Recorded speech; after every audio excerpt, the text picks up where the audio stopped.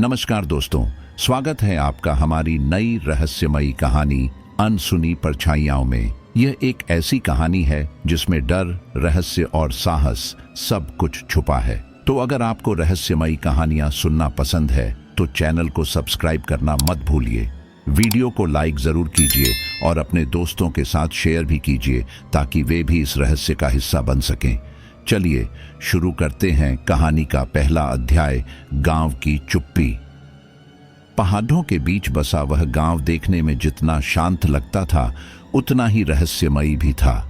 दिन के उजाले में सब कुछ सामान्य दिखाई देता, हरे भरे खेत, छोटे छोटे कच्चे मकान और लोगों की रोजमर्रा की मेहनत। लेकिन जैसे ही सूरज ढलता पूरे गांव पर एक अजीब सा सन्नाटा छा जाता। पक्षियों की चहचहाहट गायब हो जाती, बच्चों की खिलखिलाहट रुक जाती और लोग जल्दी जल्दी दरवाजे बंद करके अपने अपने घरों में छुप जाते। ऐसा लगता मानो गांव की सांसें भी अंधेरे के साथ थम जाती हों। गांव वालों के बीच एक अनकही दहशत थी। किसी से पूछो तो साफ जवाब नहीं मिलता। लोग आधे अधूरे वाक्य बोलकर चुप हो जाते या फिर विषय बदल देते। रात में घरों के बाहर सन्नाटा इतना गहरा होता कि कुत्तों तक का भौंकना सुनाई नहीं देता। लेकिन उस खामोशी के बीच अक्सर किसी को कानों में अजीब सी फुसफुसाहट महसूस होती। कुछ कहते उन्होंने खेतों के किनारे या पुराने कुएं के पास एक काली परछाई को चलते देखा है, मगर कोई खुलकर मानने को तैयार नहीं था। इसी गांव में रहती थी अनामिका, एक दृढ़ निश्चयी और साहसी औरत। गांव की बाकी औरतों की तरह वह अंधविश्वासों में विश्वास नहीं करती थी। लोग चाहे कितनी ही डरावनी बातें करें, वह हमेशा कहती, डर केवल वहीं टिकता है जहां अज्ञान हो। सच्चाई को देखना सीखो, डर अपने आप मिट जाएगा। लेकिन उसके भीतर भी सवाल उठते रहते, क्यों सब इतने सहमे हुए हैं? क्यों हर रात गांव एक कब्रिस्तान जैसा शांत हो जाता है? एक रात जब बाकी गांव वाले अपने घरों में दुबक चुके थे, अनामिका खिड़की के पास बैठी बाहर का नजारा देख रही थी। आकाश में चांद बादलों के बीच से झांक रहा था और हवा में ठंडक घुली थी। अचानक उसे लगा कि दूर खेतों की मेड़ पर कोई हल्की सी हरकत हुई। उसने ध्यान से देखा, जैसे कोई काली आकृति धीरे धीरे सरक रही हो। उसका दिल जोर से धड़कने लगा, लेकिन उसने नजरें नहीं हटाईं। आकृति पल भर में ओझल हो गई और चारों तरफ फिर वही सन्नाटा फैल गया। उस क्षण अनामिका के मन में एक बात साफ हो गई, गांव की यह चुप्पी केवल डर की चुप्पी नहीं है, बल्कि इसके पीछे कोई गहरा रहस्य छुपा है। और उसने ठान लिया कि चाहे कुछ भी हो जाए, वह इस रहस्य की तह तक जरूर जाएगी। अगली सुबह जब सूरज की पहली किरणें पहाड़ियों के पीछे से झांक रही थीं, गांव एक बार फिर अपनी सामान्य दिनचर्या में लौट आया था। लोग खेतों में काम करने लगे और औरतें कुएं से पानी भरने चली गईं। लेकिन अनामिका का मन अब बिल्कुल शांत नहीं था। पिछली रात जो उसने देखा था वह उसकी आंखों के सामने बार बार घूम रहा था। वह सोच रही थी, क्या सचमुच कोई परछाई थी या उसकी आंखों का धोखा? मगर उसके दिल की गहराई से एक आवाज कह रही थी कि उसने जो देखा वह हकीकत थी। अनामिका उस दिन खेत की मेड़ पर गई जहां पिछली रात उसने हरकत महसूस की थी। सुबह का समय था, ओस की बूंदें अब भी हरी घास पर चमक रही थीं। लेकिन जैसे ही उसने ध्यान से जमीन पर नजर डाली, उसे कुछ असामान्य दिखा। एक टूटी हुई कांच की चूड़ी। चूड़ी लाल रंग की थी और उसके टुकड़े मिट्टी में आधे दबे हुए थे। गांव की औरतें अक्सर खेतों में चूड़ियां पहनकर काम नहीं करती थीं। फिर यह यहाँ कैसे आ गई? वह और आगे बढ़ी तो अचानक उसकी नजर एक लाल कपड़े के टुकड़े पर पड़ी। कपड़ा पुराना और मैला था, लेकिन उस पर अजीब तरह के गहरे निशान थे, जैसे किसी ने उसे खींचा हो या जबरदस्ती फाड़ा हो। अनामिका ने कपड़े को हाथ में लिया और देर तक उसे देखती रही। उसे महसूस हुआ कि ये टुकड़े किसी आम औरत के गहनों या कपड़ों के नहीं हो सकते। इनके पीछे कोई कहानी जरूर छुपी है। गांव लौटते वक्त उसने कुछ औरतों से सहज भाव से पूछा, अरे किसी की चूड़ी टूटी हो तो बताना, खेत में मिली है। मगर सब औरतों ने नजरें झुका लीं और बात टाल गईं। किसी ने कहा, शायद किसी गुजरे राहगीर की होगी। कोई बोली, छोड़ो बहन, इन चीजों में मत पड़ो। उनके चेहरे पर झलकता डर साफ बता रहा था कि वे सच जानती हैं। मगर बोलना नहीं चाहती। अनामिका के मन में सवाल और गहरे हो गए। टूटी चूड़ियां और फटा कपड़ा कोई साधारण बात नहीं थी। उसे लगा मानो ये टुकड़े किसी अनदेखी औरत की खामोश चीख हो, जो अब भी गांव की चुप्पी में गूंज रही हो। और अनामिका ने ठान लिया कि यह पहला सुराग है जिसके सहारे वह इस रहस्य की असली जड़ तक पहुंचेगी। गांव के बीचों बीच एक बहुत पुराना कुआं था। पत्थरों से बनी उसकी गोल दीवारें अब खाई से ढक चुकी थीं और चारों ओर घास फूस उगाई थी।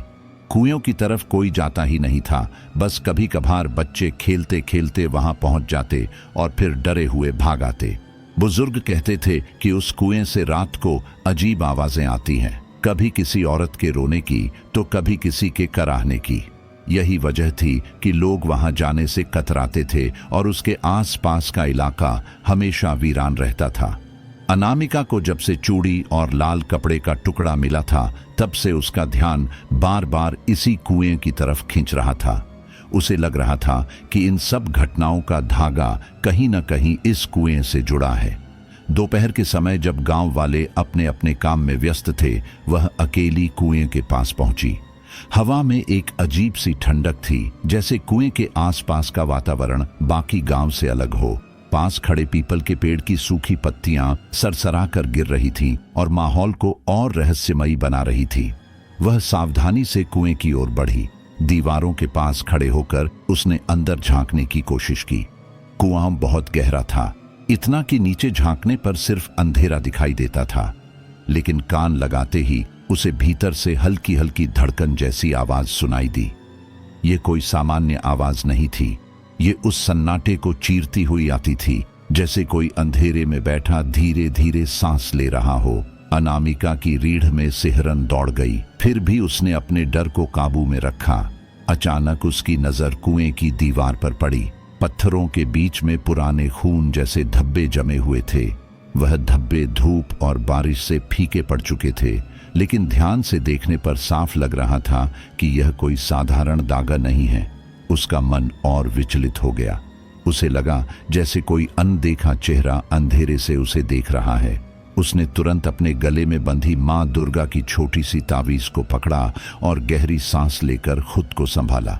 उस शाम जब वह घर लौटी तो मन शांत नहीं हो पाया। उसे महसूस हुआ कि यह कुआं किसी राज को अपने अंदर कैद किए बैठा है। गांव वाले उसे जितना भुलाने की कोशिश करते हैं, उतना ही यह कुआं और गहरा प्रतीत होता है।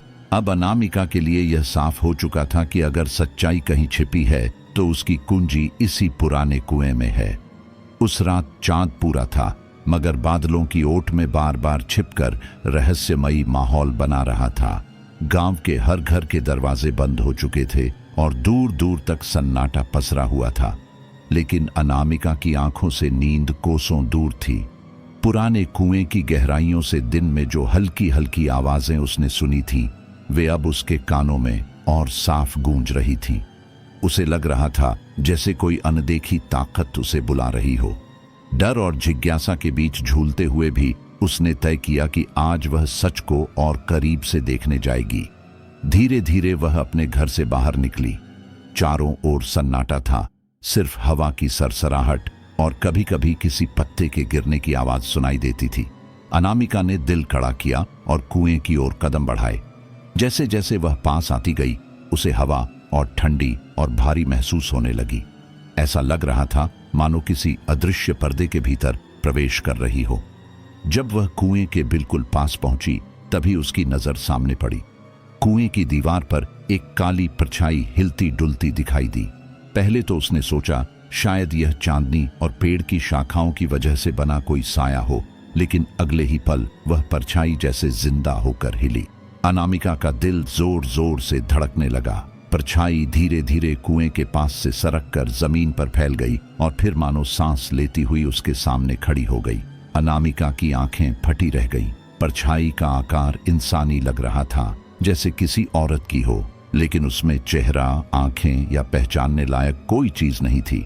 फिर भी उसके भीतर से एक अजीब सी पीड़ा महसूस हो रही थी, जैसे वह परछाई मदद मांग रही हो। डर के बावजूद अनामिका ने खुद को संभाला और कांपती आवाज में कहा, कौन हो तुम? परछाई ने कोई आवाज नहीं की, बस धीमे धीमे कुएं की तरफ इशारा करती हुई ओझल हो गई। उस पल अनामिका को एक अजीब यकीन हो गया कि यह परछाई कोई शैतानी ताकत नहीं, बल्कि किसी अधूरी कहानी की परछाई है। ये डराने नहीं बल्कि सच दिखाने आई थी। वह देर तक वहीं खड़ी रही। उसके दिल में डर और रहस्य की लहरें एक साथ उठ रही थीं। अब यह साफ हो चुका था कि यह मामला अंधविश्वास से कहीं ज्यादा गहरा है और सच्चाई की डोर उसे मजबूती से उसी कुएं तक खींच रही है। परछाई की झलक देखने के बाद अनामिका की रातें और भी बेचैन हो गई थीं। नींद आते ही उसे वही अंधेरी परछाई दिखाई देती जो हाथ उठाकर कुएं की ओर इशारा करती थी। वह चाहकर भी इन दृश्यों को अनदेखा नहीं कर पा रही थी। उसके मन में सवाल लगातार उठ रहे थे। यह परछाई कौन थी? वह क्यों उसे इशारे कर रही थी? और इस कुएं में ऐसा क्या रहस्य छिपा था जिसे पूरा गांव छुपाना चाहता था? एक शाम जब सूरज ढल रहा था और आकाश लालिमा से भर गया था, अनामिका अपने घर की अटारी में पुराने बक्सों को टटोल रही थी। वहां उसकी माँ और दादी के समय की पुरानी चीजें रखी थीं। पुराने कपड़े, मिट्टी के दीपक और कुछ टूटे फूटे खिलौनों के बीच अचानक उसे एक मोटी सी किताब दिखाई दी। धूल से भरी फटी हुई जिल्द वाली किताब जो वर्षों से किसी ने खोली तक नहीं थी। अनामिका ने सावधानी से उसे उठाया और झाड़कर खोला। वह किताब कोई साधारण किताब नहीं बल्कि एक डायरी थी। उसके पहले ही पन्ने पर कांपते हाथों से लिखी एक लाइन थी, सच दबा है कुएं की गहराइयों में, अगर कोई इसे पढ़ रहा है तो समझ ले कि मेरी आवाज अब भी जिंदा है। अनामिका के रोंगटे खड़े हो गए। उसने जल्दी जल्दी आगे के पन्ने पलटे। हर पन्ने पर एक औरत की लिखावट थी जिसमें दर्द, डर और चीख छुपी हुई थी। उस औरत ने लिखा था कि गांव में कुछ लोगों ने उसके साथ नाइंसाफी की है और उसका सच कुएं में हमेशा के लिए दबा दिया गया है। मगर सबसे हैरानी की बात यह थी कि डायरी बीच में ही अचानक खत्म हो गई थी। आखिरी पन्ने पर केवल यही लिखा था, अगर किसी को मेरी ये डायरी मिले तो मेरी अधूरी कहानी को पूरा करना। अनामिका देर तक डायरी को पकड़े बैठी रही। उसके भीतर डर और जिज्ञासा दोनों और गहरा हो चुके थे। ये साफ था कि परछाई, कुआं और यह डायरी तीनों आपस में जुड़े हुए हैं। ये कोई साधारण रहस्य नहीं बल्कि किसी औरत की दबाई हुई चीख थी जो आज भी गांव की चुप्पी में गूंज रही थी। उस रात अनामिका को पहली बार महसूस हुआ कि यह लड़ाई केवल उसके डर और जिज्ञासा की नहीं है, बल्कि यह एक अधूरी कहानी को पूरा करने की जिम्मेदारी भी है। डायरी मिलने के बाद अनामिका का मन और बेचैन हो गया था। उसे लग रहा था कि आधा सच उसके हाथ आ चुका है, लेकिन बाकी आधा सच अब भी धुंध में छुपा हुआ है। गांव के लोग उससे लगातार नजरें चुरा रहे थे। कोई खुलकर कुछ बताना ही नहीं चाहता था। ऐसे में उसके मन में एक ही नाम बार बार आ रहा था, गांव की सबसे बूढ़ी दादी, जिन्हें सब बड़ी अम्मा कहकर पुकारते थे। कहा जाता था कि बड़ी अम्मा ने अपने जीवन में गांव की 3 पीढ़ियां देखी हैं। उनका शरीर अब कमजोर था, आंखें धुंधली हो चुकी थीं, लेकिन उनकी याददाश्त अब भी तेज थी। अगर किसी को उस पुराने राज का पता हो सकता था तो वह वही थी। अनामिका एक शाम हिम्मत करके बड़ी अम्मा के झोपड़े तक पहुंची। झोपड़ा गांव के किनारे पुराने पीपल के पेड़ के पास था। दरवाजे के बाहर तुलसी का पौधा लगा था और अंदर से धीमी धीमी हवन की महक आ रही थी। बड़ी अम्मा खाट पर बैठी थीं, उनके हाथ कांप रहे थे और आंखें बंद थीं। अनामिका ने धीरे से उनके पैर छुए और कहा, अम्मा, मुझे आपसे कुछ पूछना है। बड़ी अम्मा ने आंखें खोली और अनामिका की ओर देखा। उनकी नजरें इतनी गहरी थीं कि लगा जैसे वे इंसान की आत्मा तक झांक सकती हैं। अनामिका ने कांपते स्वर में वह डायरी उनके सामने रख दी। बड़ी अम्मा की आंखों में अचानक एक अजीब सी चमक उभर आई। उन्होंने डायरी को पलटा और भारी आवाज में बोली, तो आखिरकार यह तुम्हें मिल ही गई। सालों से यह डायरी छुपी थी और अब फिर से बाहर आ गई है। इसका मतलब है कि वह आत्मा अब भी चैन से नहीं सो पाई। धीरे धीरे बड़ी अम्मा ने सच बताना शुरू किया। उन्होंने कहा कि कई साल पहले गांव में एक औरत आई थी, राधा। वह खूबसूरत, आत्मनिर्भर और अपने हक की बात करने वाली थी, लेकिन गांव वालों को उसकी बेबाकी रास नहीं आई। अंधविश्वास और रूढ़ियों में डूबे गांव वालों ने उसे जादूगरनी कहकर बदनाम कर दिया। औरतें उससे जलती थीं, मर्द उसकी हिम्मत से डरते थे। एक दिन गांव के कुछ प्रभावशाली लोगों ने मिलकर उसे दोषी ठहराया और मार डाला। उसकी लाश कुएं में फेंक दी गई। बड़ी अम्मा की आंखों से आंसू बह निकले। उन्होंने भारी स्वर में कहा, उस औरत की आत्मा आज भी भटक रही है। वह निर्दोष थी, लेकिन गांव की चुप्पी ने उसे मार दिया। उसकी डायरी उसी की लिखी हुई है। वह चाहती है कि उसका सच दुनिया के सामने आए। अनामिका के पूरे शरीर में सिहरन दौड़ गई। अब वह समझ चुकी थी कि परछाई कौन थी और क्यों बार बार उसे बुला रही थी। यह केवल एक रहस्य नहीं था, बल्कि एक औरत की न्याय की पुकार थी, जिसे सालों से दबाया गया था। बड़ी अम्मा से सच्चाई सुनने के बाद अनामिका का मन और भारी हो गया। अब उसे साफ पता था कि वह परछाई किसी बुरी आत्मा की नहीं, बल्कि राधा की आत्मा थी, एक निर्दोष औरत की, जिसे झूठे इल्जामों में फंसाकर मार दिया गया था। लेकिन जैसे जैसे अनामिका सच्चाई के करीब पहुंच रही थी, वैसे वैसे गांव का माहौल उसके खिलाफ बदलने लगा। गांव के कुछ लोग आपस में फुसफुसाने लगे, जब से ये औरत कुएं और पुराने मामलों की पड़ताल कर रही है, तब से गांव में शांति नहीं रही। कोई कहता, फसलें सूख रही हैं, जानवर बीमार हो रहे हैं, बच्चों को बुरे सपने आ रहे हैं। यह सब अनामिका की वजह से है। अंधविश्वास में डूबे लोग उसके खिलाफ हो उठे। जो पहले उसे साहसी औरत मानते थे, अब उसे अपशकुन समझने लगे। एक रात जब वह कुएं की तरफ जा रही थी, तो रास्ते में 2-3 औरतों ने उसका हाथ पकड़ लिया। उनकी आंखों में डर और गुस्सा दोनों था। उनमें से एक ने कहा, बहन, तू क्यों पुरानी बातें कुरेद रही है? जिनकी मौत हो चुकी, उन्हें चैन से सोने दे। तूने अगर और गहराई में झांकने की कोशिश की तो न जाने क्या क्या अनर्थ होगा। अनामिका ने संयम से जवाब दिया, अनर्थ तो तब हुआ था जब एक बेगुनाह औरत को मारकर कुएं में फेंक दिया गया। मैं सच सामने लाऊंगी, चाहे तुम मुझे दोष दो या न दो। यह सुनकर वे औरतें चुपचाप चली गईं, लेकिन उनकी आंखों में झलकता डर बता रहा था कि बात अब गांव भर में फैल चुकी है। धीरे धीरे हालात ऐसे हो गए कि रात को उसके घर के बाहर अजीब घटनाएं होने लगीं। कभी दरवाजे पर मिट्टी बिखरी मिलती, कभी दीवार पर अजीब निशान। एक रात तो उसने साफ देखा कि किसी ने घर की खिड़की के बाहर से लाल कपड़े का फटा हुआ टुकड़ा टांग दिया है, ठीक वैसा ही जैसा उसे खेत में मिला था। ये सब देखकर उसे समझ आ गया कि कोई न कोई उसे रोकना चाहता है। लेकिन क्या ये इंसानों की करतूत थी या परछाई के इशारे? ये साफ नहीं हो पा रहा था। अनामिका का साहस अब परीक्षा पर था। वह जान चुकी थी कि जैसे जैसे वह सच्चाई के करीब पहुंच रही है, वैसे वैसे खतरे भी बढ़ते जा रहे हैं। लेकिन अब उसके लिए पीछे हटना मुमकिन नहीं था, क्योंकि यह सिर्फ उसका सवाल नहीं था, यह एक औरत की न्याय की पुकार थी, और वह इस पुकार को अनसुना नहीं कर सकती थी। गांव में लगातार फैली अफवाहों और डर के बावजूद अनामिका का निश्चय अडिग था। उसे लग रहा था कि अब समय आ गया है जब उसे इस रहस्य का सामना सीधा करना होगा। बड़ी अम्मा की बातों, टूटी चूड़ी, लाल कपड़े और अधूरी डायरी की लकीरें मिलाकर वह समझ चुकी थी कि जवाब सिर्फ और सिर्फ कुएं के भीतर छुपा है, और यह जवाब पाने के लिए उसे वही करना होगा जिससे बाकी सब डरते थे। रात के समय कुएं का सामना। उस दिन आसमान में घने बादल छाए हुए थे और हवा में बेचैनी थी। शाम ढलते ही लोग जल्दी जल्दी अपने घरों में घुस गए और दरवाजे बंद कर लिए। लेकिन अनामिका ने अपने कमरे में एक दिया जलाया, माँ दुर्गा की मूर्ति के सामने प्रणाम किया और अपनी कमर में रस्सी बांधकर टॉर्च और तावीज लेकर निकल पड़ी। रास्ता सुनसान था, सिर्फ उसके पैरों की आहट गूंज रही थी।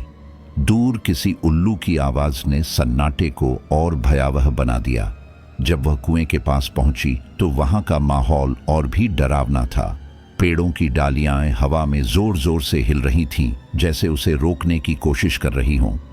अनामिका ने गहरी सांस ली और कुएं की दीवार के पास खड़ी हो गई। तभी अचानक ठंडी हवा का तेज झोंका आया और उसके सामने फिर वही काली परछाई प्रकट हुई। इस बार वह पहले से ज्यादा साफ और गहरी थी। परछाई ने न तो हमला किया, न ही डराया, बस धीरे धीरे हाथ उठाकर कुएं की गहराइयों की ओर इशारा किया। अनामिका ने टॉर्च जलाकर कुएं के अंदर झांकने की कोशिश की, लेकिन नीचे सिर्फ अंधेरा था।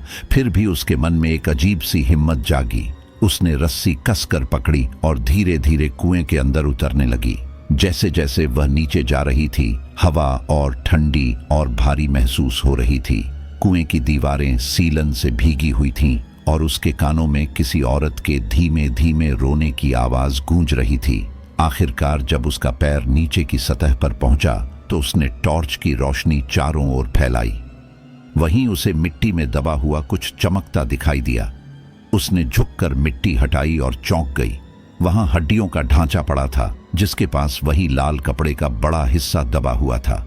यह साफ था कि यह किसी इंसान का अस्थि पंजर था और यकीनन वही औरत थी जिसे गांव वालों ने कुएं में फेंका था। जैसे ही उसने यह देखा, ऊपर खड़ी परछाई धीरे धीरे शांत होकर फीकी पड़ने लगी। वह अनामिका को देख रही थी, मानो कह रही हो, हाँ, यही मेरा सच है, अब इसे सामने लाओ। अनामिका की आंखों में आंसू थे, लेकिन उसके भीतर एक नया साहस जन्म ले चुका था। अब यह रहस्य और छुपा नहीं रह सकता था। कुएं के अंधेरे में अस्थि पंजर और लाल कपड़े का टुकड़ा देखकर अनामिका का दिल भारी हो गया। उसकी सांसें तेज चल रही थीं, लेकिन साथ ही उसके भीतर एक अजीब सी शांति भी उतर आई थी। उसे महसूस हुआ कि अब वह उस परछाई की पीड़ा को समझ चुकी है। यह सिर्फ हड्डियां नहीं थी, यह एक औरत की आत्मा का दबा हुआ सच था, जो सालों से बाहर आने की प्रतीक्षा कर रहा था। अगली सुबह जब सूरज निकला तो अनामिका ने अपने दिल पर पत्थर रखकर फैसला किया कि वह अब इस सच्चाई को छुपाएगी नहीं। चाहे लोग उसे दोष दें, चाहे पूरा गांव उसके खिलाफ खड़ा हो जाए, लेकिन सच को सामने आना ही होगा। उसने अस्थि पंजर और कपड़े को सम्मानपूर्वक बाहर निकाला और बड़ी अम्मा की मदद से मंदिर के आंगन में ले आई। गांव के लोग इकट्ठा हो गए। सबकी आंखों में डर और जिज्ञासा थी। कुछ लोग बड़बड़ा रहे थे, ये औरत पागल हो गई है, यह अपशकुन है। लेकिन अनामिका ने ऊंची आवाज में कहा, यह अपशकुन नहीं, यह हमारा गुनाह है। सालों पहले हमने एक बेगुनाह औरत को जादूगरनी कहकर कुएं में फेंक दिया। उसकी चीखें आज तक गूंज रही थीं। ये हड्डियां उसी की हैं।